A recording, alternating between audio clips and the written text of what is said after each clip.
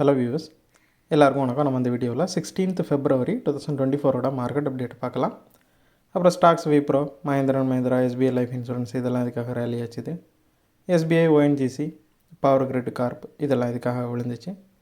FIIs, DIIs இவங்கெல்லாம் வந்து எவ்வளோ க்ரோர்ஸ்க்கு ஸ்டாக்ஸை பை அண்ட் செல் பண்ணியிருக்கிறாங்க.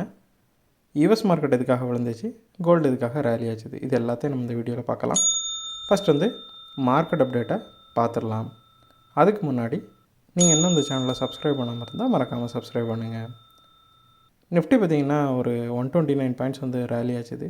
நான் வியாழக்கிழமையே சொன்ன மாதிரி நிஃப்டி வந்து கேப் அப்பில் தான் ஓப்பன் ஆச்சுது. அதுக்கப்புறம் வந்து பார்த்திங்கன்னா பெரிய மூவ் எதுவும் பண்ணல. ஏன்னா ஓப்பன் ஆகிறப்போ 22,020 ஓப்பன் ஆச்சுது, க்ளோஸ் ஆகிறப்போ 22,040 க்ளோஸ் ஆச்சுது. ஒரு 20 பாயிண்ட்டு மட்டும்தான் அது வந்து ரேலியாக காட்டுச்சு. அதே மாதிரி வெள்ளிக்கிழமை பார்த்திங்கன்னா கிஃப்ட் நிஃப்டி வந்து ஒரு 2 பாயிண்ட்டு மட்டும் பாசிட்டிவாக க்ளோஸ் ஆகிருக்குது.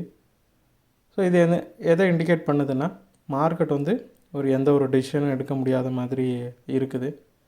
ஸோ மேலே போகுமா கீழே போகுமா அப்படிங்கிற ஒரு டவுட்டில் தான் இருக்குது. ஏன்னு பார்த்திங்கன்னா 22,000 வந்து பயங்கரமான ரெசிஸ்டன்ஸ் வந்து இருக்குது. அதனால் மேபி மார்க்கெட் வந்து ஒரு 50+ இல்லைன்னா மைனஸ் பாயிண்ட்ஸ் வந்து அது மூவ் பண்ணலாம். விச் மீன்ஸ் வந்து 21,950 22,050 தான் அது வந்து கொஞ்சமாக மூவ் பண்ணுறதுக்கான வாய்ப்புகள் அதிகமாக இருக்குது. நெகட்டிவ் சைடில் விழுறதுக்கும் வாய்ப்புகள் அதிகமாக இருக்குது. ஏன்னா யூஎஸ் மார்க்கெட்டும் பார்த்திங்கன்னா வெள்ளிக்கிழமை விழுந்திருக்குது. அங்கே வந்து ஒரு இன்ஃப்ளேஷன் டேட்டா வந்து அந்தளவுக்கு எக்ஸ்பெக்ட் பண்ண அளவுக்கு வரல. ஸோ அதோட இம்பேக்ட்டு இந்தியன் மார்க்கெட்லேயும் மண்டே தெரியலாம். அப்புறம் ஸ்டாக்ஸை பார்த்திங்கன்னா விப்ரோ வந்து ஒரு 24 பாயிண்ட் ரேலியாக இருக்குது. அது எதனாலன்னு பார்த்திங்கன்னா அவங்க அக்னி குளோபல் அப்படிங்கிற ஒரு கம்பெனியை $66 மில்லியன் அளவுக்கு கொடுத்து அக்வயர் பண்ணுறதா இருக்கிறாங்க. ஸோ இதனால் அவங்க இன்சூரன்ஸ் செக்டாரில் அவங்களுடைய கேப்பபிலிட்டிஸை வந்து ஸ்ட்ரென்தன் பண்ணலாம் அப்படின்னு நம்புகிறாங்க. ஸோ இந்த நியூஸ்னால விப்ரோ ரேலி ஆச்சுது. அதுக்கப்புறம் மஹேந்திரன் மஹேந்திரா பார்த்திங்கன்னா ஸோ ஆல்ரெடி அதோட Q3 ரிசல்ட் 2 டேஸ்க்கு முன்னாடி வந்துச்சு. அதில் நெட் ப்ராஃபிட் வந்து 60% இன்க்ரீஸ் ஆகிருந்துச்சு. இயர் டு இயர் கம்பேர் பண்ணும்போது அவங்களோட ப்ராஃபிட் வந்து 2,454 crore இருந்துச்சு. ஸோ இந்த ரிசல்ட்னால அது வந்து 5 டேஸாக ரேலி ஆகிட்டுருக்குது. அதோட ரேலி இன்னும் கண்டினியூ ஆகிட்டுருக்குது. எஸ்பிஐ லைஃப் இன்சூரன்ஸை பார்த்திங்கன்னா ஒரு 55 பாயிண்ட் வந்து ரேலி ஆகிருக்குது. ஸோ இது என்னென்னு பார்த்தோம் அப்படின்னா ஆல்ரெடி வந்து இன்சூரன்ஸ் கம்பெனிஸ் எல்லாமே வந்து ஜனவரியில் நல்ல ப்ராஃபிட்டை கொடுத்துருக்குறாங்க. ஸோ அதில் வந்து முன்னோடியாக இருக்கிறது யாருன்னு பார்த்தோம் அப்படின்னா எஸ்பிஐ லைஃப் இன்சூரன்ஸ் தான். இவங்க தான் வந்து அதிகமான ப்ராஃபிட்டை ஜனவரியில் இன்சூரன்ஸ் கம்பெனிஸ்குள்ளே வந்து அதிகமாக கொடுத்துருக்குறாங்க.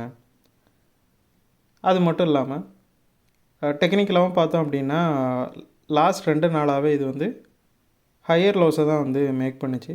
ஸோ அதனால் ஏற்கனவே அந்த ப்ராஃபிட் ஜனவரி ப்ராஃபிட் அதிகமாக இருந்துச்சுங்கிற நியூஸ் அப்புறம் டெக்னிக்கலாகவும் பாசிட்டிவாக இருக்கிறதுனால நல்லாவே ரேலி ஆச்சுது. அப்புறம் எஸ்பிஐ பார்த்தோம்னா ஒரு 7 பாயிண்ட் வந்து விழுந்திருக்குது. இதுக்கு காரணம் என்னென்னு பார்த்தோம் அப்படின்னா சுப்ரீம் கோர்ட் வந்து எஸ்பிஐட்ட எலக்ட்ரல் பாண்ட்ஸ் வந்து இஷ்யூ பண்ணுறதை ஸ்டாப் பண்ண சொல்லியிருக்கிறாங்க. அதே மாதிரி இது ஆல்ரெடி 52 வீக் ஹையில் தான் இருந்துச்சு. ஸோ இந்த நியூஸும் சேர்ந்ததுனால கொஞ்சமாக ப்ராஃபிட் புக்கிங் அப்புறம் இந்த நியூஸோட எஃபெக்ட்னால கொஞ்சமாக விழுந்திருக்குது. ஓஎன்ஜிசி பார்த்திங்கன்னா 2 பாயிண்ட் வந்து விழுந்திருக்குது. இது Q3 ரிசல்ட்டை கொடுத்ததுக்கப்புறமே ப்ரோக்கர்ஸ் எல்லாமே இதுக்கு பை கால் கொடுத்துருந்தாங்க. இதோட டார்கெட் வந்து இன்க்ரீஸ் பண்ணியிருந்தாங்க. அதனால் நல்லா ரேலி ஆகி இது ஒரு 52 வீக் ஹையை மறுபடியும் அச்சீவ் பண்ணிச்சு. மறுபடியும் பார்த்திங்கன்னா ப்ராஃபிட் புக்கிங்கில் விழுந்திருக்குது. அப்புறம் பவர் கிரிட் கார்ப்பை பார்த்தோம் அப்படின்னா ஒரு 7 பாயிண்ட் வந்து விழுந்திருக்குது. ஸோ அது எதனாலன்னு பார்த்தோம் அப்படின்னா வெள்ளிக்கிழமை வந்து இது வந்து ரேலி ஆனப்போ பார்த்திங்கன்னா ஷார்ட் கவரிங்னால தான் ரேலி ஆச்சுது. டெக்னிக்கலாக பார்த்தோம் அப்படின்னா ஸோ அந்த ஷார்ட்டு தான் பில்டப் ஆகிருக்குது. ஸோ அதுவும் ஒரு ரீசன் விழுந்ததுக்கு. அது மட்டும் இல்லாமல் 52 வீக் ஹையில் இருந்துச்சு. ஸோ ப்ராஃபிட் புக்கிங் இன்னொரு ரீசன். அப்புறம் பார்த்திங்கன்னா நிஃப்டி பிஎஸ்யூ பேங்க் அப்புறம் வந்து நிஃப்டி பிஎஸ்சி இந்த 2 இண்டெக்ஸுமே ஃபால் ஆகிருக்குது. அப்புறம் வந்து எஃப்ஐஎஸை பார்த்தோம் அப்படின்னா ஒரு 253 கோடிக்கு வந்து பை பண்ணியிருக்கிறாங்க. 2 நாளாக செல் பண்ணாங்க. இப்போ வந்து பை பண்ணியிருக்கிறாங்க. டிஎஸை பார்த்தோம் அப்படின்னா 5வது கண்டினியூஸ் டேவாக பை பண்ணியிருக்கிறாங்க. ஒரு 1571 கோடிக்கு பை பண்ணியிருக்கிறாங்க. அப்புறம் யூஎஸ் மார்க்கெட்டை பார்த்தோம் அப்படின்னா டவ் வந்து ஒரு 145 பாயிண்ட் விழுந்திருக்குது. S&P 500 24 பாயிண்ட் விழுந்திருக்குது. நாஸ்டாக் ஒரு 130 பாயிண்ட் விழுந்திருக்குது. இது எதனாலன்னு பார்த்தோம் அப்படின்னா இன்ஃப்ளேஷன் டேட்டா இன்னொரு டேட்டா வந்திருக்குது. ப்ரொடியூசர் ப்ரைஸ் இண்டெக்ஸ் அப்படிங்கிற டேட்டா வந்திருக்குது. அது பார்த்திங்கன்னா எக்ஸ்பெக்ட் பண்ணதை விட ரொம்பவே ஹாட்டாக வந்திருக்குது. ஸோ அதனால் மறுபடியும் மார்க்கெட் விழ ஆரம்பிச்சிருச்சு. அதுக்கப்புறம் கிரிப்டோவை பார்த்திங்கன்னா கிரிப்டோவில் பெரிய சேஞ்சஸ் எதுவும் இல்லை.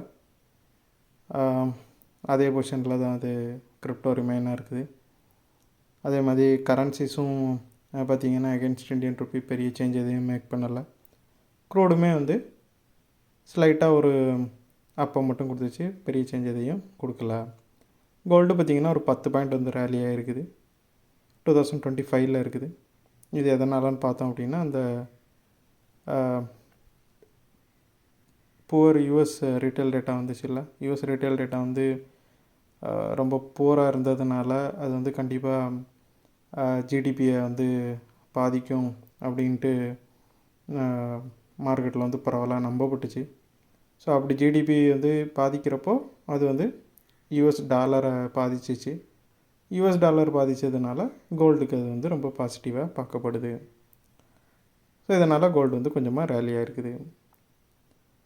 நான் அந்த வீடியோவில் உங்களுக்கு கொடுத்த இன்ஃபர்மேஷன்ஸ் எல்லாம் கண்டிப்பாக ஹெல்ப்ஃபுல்லாக இருந்திருக்கும் நான் நம்புகிறேன். இது உங்களோட ஃப்யூச்சர் ட்ரேடிங் செஷனுக்கு கண்டிப்பாக ஹெல்ப் பண்ணும். இந்த வீடியோ உங்களுக்கு பிடிச்சிருந்துச்சின்னா லைக் பண்ணுங்கள், ஷேர் பண்ணுங்கள், மறக்காமல் சேனலுக்கு சப்ஸ்கிரைப் பண்ணுங்கள். தேங்க்ஸ் ஃபார் வாட்சிங். Keep supporting. நான் உங்களை இன்னொரு வீடியோவில் அகைன் சந்திக்கிறேன். தேங்க்யூ.